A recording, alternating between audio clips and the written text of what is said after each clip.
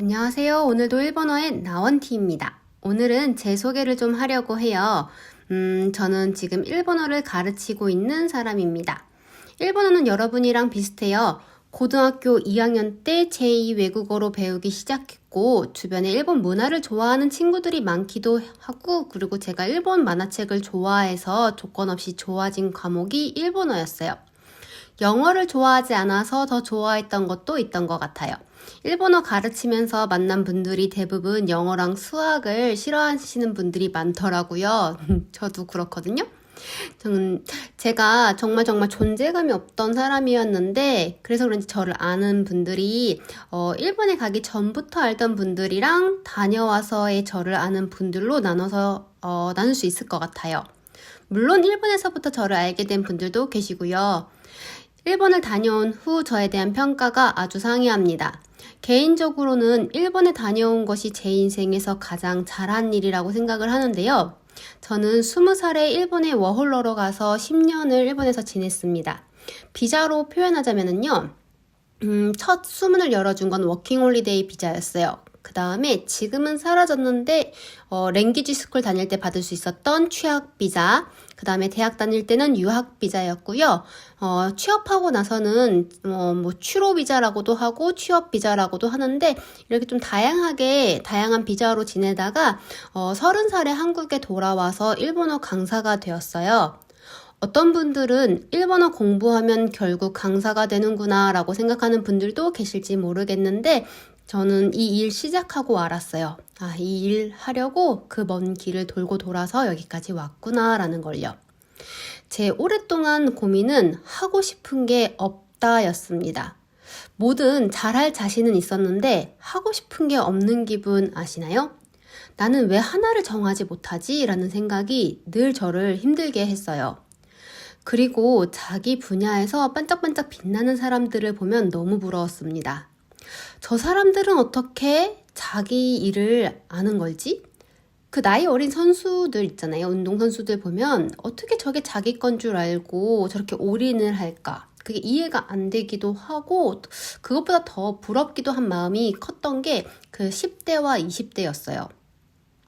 그리고 이런 고민은 대입 때도 취업 활동을 할 때도 저를 되게 괴롭혔던 거예요. 하고 싶은 게 없잖아요. 근데 왜 이 학교를 골랐는지, 왜 이 과를 골랐는지, 이 회사를 골랐는지 그걸 어필해야 되는 게 너무 힘들었어요.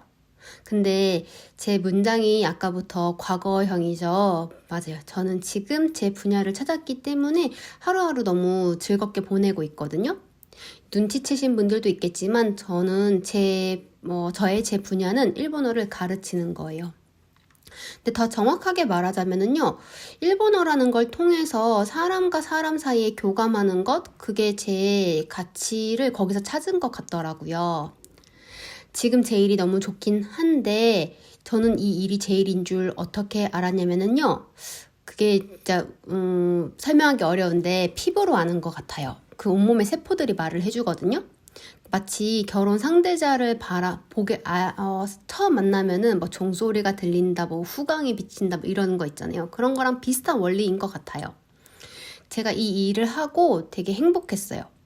나를 필요로 하는 사람들이 있다는 것이 좋았고, 내가 누군가한테 도움이 된다는 것도 좋았고, 내가 살아온 것들, 그 길들이 누군가한테 보탬이 된다는 사실이 너무 신났어요. 처음에는 수업 준비로 거의 강의실 벽만 보고 살았는데 그 시간도 싫지 않았어요. 학생들 만나는 시간 좋아서 빨리 출근하고 싶었거든요. 그래서 제 것을 알아본다는 것에 대해서 이해하게 되었어요. 그렇게 신명나게 제가 10년이란 시간이 또 흘렀는데 일본에서의 10년이 정말 길게 느껴졌거든요. 근데 한국에 돌아와서의 10년이 정말 짧게 느껴지더라고요. 저는 한국에 돌아와서 이제 시사라는 학원에서 3년 동안 강사 경험을 하다가 독립을 해서 저의 교실을 차리고 한 7년, 그리고 코로나도 무사히 잘 버텼습니다. 어려운 시기에 저를 믿고 다녀준 학생분들께는 정말 감사하고요. 근데 이 일을 하는 방식을 잠시 바꾸고자 40이라는 나이에 다시 일본에 가기로 마음을 먹었습니다. 두 번째 유학인데 같은 곳이에요. 근데 감회가 너무 새로워요.